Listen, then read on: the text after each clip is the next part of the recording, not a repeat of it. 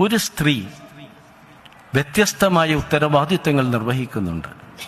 ഭാര്യ എന്ന ഉത്തരവാദിത്വം, ഉമ്മ എന്ന ഉത്തരവാദിത്വം, ഗൃഹനായിക എന്ന ഉത്തരവാദിത്വം.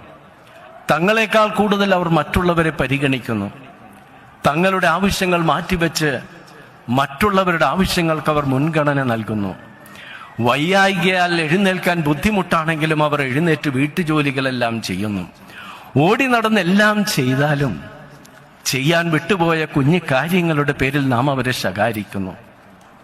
മറ്റുള്ളവരെ പരിഗണിക്കുന്നതിനിടയ്ക്ക് തങ്ങളുടെ വിശപ്പും ദാഹവും ആഗ്രഹങ്ങളും മോഹങ്ങളുമെല്ലാം അടുക്കളയിൽ എവിടെയോ വെച്ചവർ മറക്കുന്നു. ജീവിച്ചിരിക്കുമ്പോൾ അവർ നമ്മിൽ നിന്ന് കേൾക്കാൻ കൊതിക്കുന്ന വാക്കുകളും സ്നേഹപ്രകടനങ്ങളും ഒന്നും നാം നൽകാറില്ല. വേർപിരിഞ്ഞ് കഴിയുമ്പോൾ അതോർത്ത് നാം വേദനിക്കുന്നു. നഷ്ടം പെടും വരെ നഷ്ടപ്പെടുന്നതിൻ നഷ്ടമെന്താണെന്നതോർക്കില്ല നാം. മുരുകൻ കാട്ടാക്കടയുടെ ഒരു കവിതയിലെ വാക്കുകളാണ്, അല്ലേ? ശരിയല്ലേ? നഷ്ടപ്പെടുന്നത് വരെ നമുക്കറിയില്ല നഷ്ടപ്പെടുന്നത് എന്താണെന്ന്. നമ്മുടെ എല്ലാം ജീവിതങ്ങളിലേക്കൊന്ന് തിരിഞ്ഞു നോക്കിയാൽ തിട്ടപ്പെടുത്താൻ കഴിയുന്ന ഒന്നുണ്ട്.